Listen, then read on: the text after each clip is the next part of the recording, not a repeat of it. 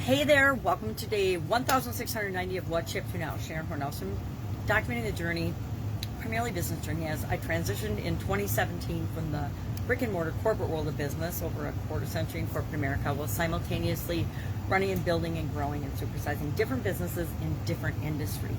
And then following my divorce in 2017, I decided I wanted to do something entirely different than I'd ever done before. And so I decided, always been curious about the internet and the online world, so I hopped on and made a lot of mistakes. It'd be nice to say, oh, I hopped on and I was an instant overnight gazillionaire, but that's not what happened to me or pretty much anyone else who's ever done anything of any significance. It takes time, energy, dedication, discipline, consistency, focusing on what you want and what you're trying to create, etc. A whole lot of things that some people will tell you about, but the vast majority of people won't. Everybody's, especially when it comes to the online world, out there spotlighting how awesome they are and all the highlights of their lives, but they're not telling you and showing you, unless you pay them, of course, lots of money, exactly what they did and how they got there. And it's always different than what we think it is. And what we do see is always only the tip of the iceberg, right? It's only a little bit, and it's only a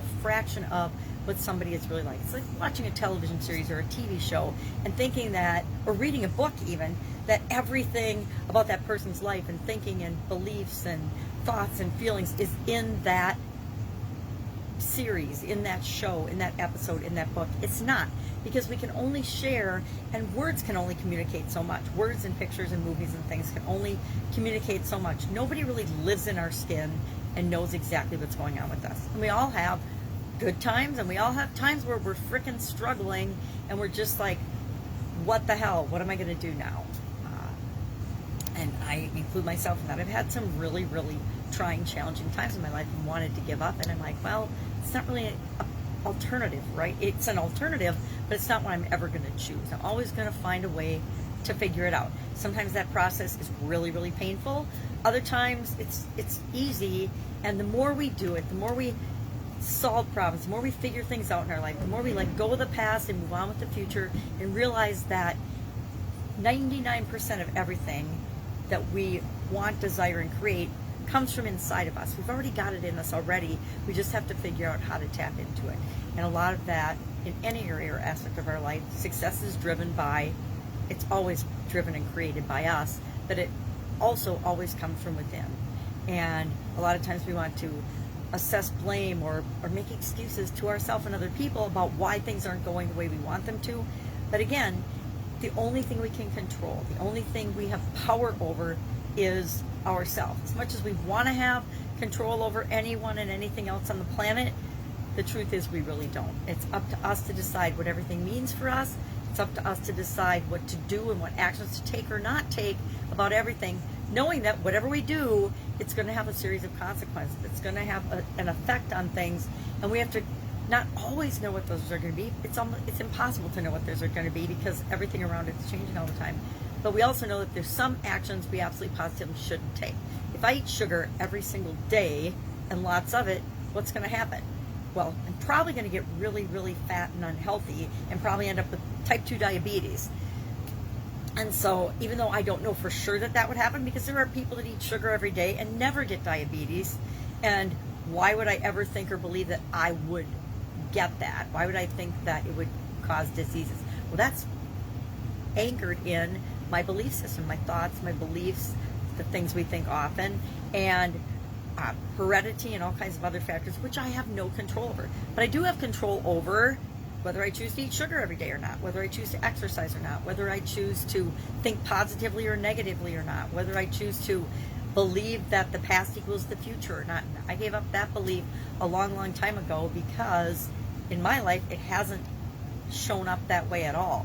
Just because I did something or believed something in the past doesn't make it true for me today. And a lot of the things I did believe in the past to be absolute truths, over time I learned were just stuff I made up in my head, and it wasn't true at all. It certainly wasn't true for me, but it's not even true for most people. So, lessons learned. Our idiom for Supersize Your Business today was to spread like wildfire. And I realized, and I guess I've known it for a long time, which is why I don't watch the news and the media, and I try to turn all of that nonsense off and think for myself, is bad news and problems and challenges and gossip, which is almost always bad news. Have you ever noticed that? If somebody's gossiping about somebody else, they're almost always spreading something negative or some kind of bad news. You know, did you see what she wore to work today, etc. And do we want to participate in that? I will admit, when I was young and first getting involved in the business and the work world, I did stand around the water cooler and listen and say, yeah, oh yeah, I didn't notice, but I will. Things like that, and I went along with it. And sometimes going along with things that we know are absolutely wrong and not right is as bad as participating in them. So I had to learn that lesson early on about what isn't acceptable behavior for me. I don't care if other people want to gossip around the water cooler or tell tales or spread misinformation or information that they don't know is misinformation. Go for it, have at it, but it doesn't mean that I have to participate in that. So that was our idiom for today.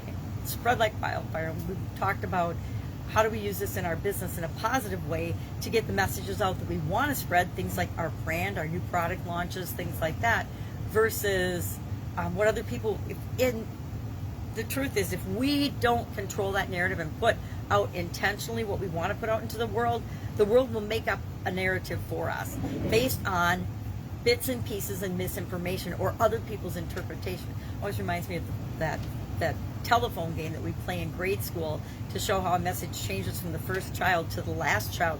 And even a chain of 3 or 4 people, it gets totally convoluted. So that's our idiom for today. Our topic for today was the P in the SOAP framework. We're covering the SOAP framework with respect to an area or aspect of communication in our lives. And I picked social media because it's an area of communication that I want to improve. And that's what we do. We pick an area or something that comes up that we know we want to improve, and we say, okay, I want to improve this on purpose. I don't want to wait to make a choice and a decision or for something really, really bad to happen. I want to be proactive, and I want to consciously apply the SOAP framework. We've done that every month this year with respect to the different areas and aspects of our life, according to the life framework that I personally use. You know, some people have different life frameworks. A lot of people don't use a life framework at all. They just go from day to day to day to day, and that works for them.